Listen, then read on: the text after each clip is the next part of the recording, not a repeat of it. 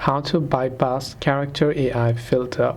Now, I totally understand what you mean by this, and that is that sometimes you might have a certain conversation with a certain character on character.ai app.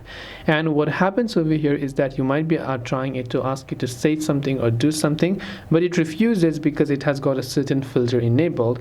Now, there isn't a single button or a toggle that you can use to on or off between the filter and non-filtering stuff like on other platforms. On character AI, this is actually blocked by the algorithm itself.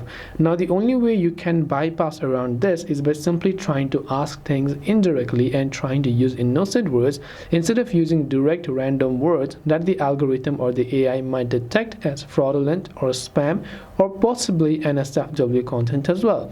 So that is why in this case you want to simply try to use innocent words and try to ask it to get you to say what you can or do what you can in this case. I hope this video pretty much have given you the idea on how you can bypass character AI filter. If you have got any further questions, feel free to also leave them down in the comment section below. As always, thank you very much for watching till the end of this tutorial and see you soon in our next video.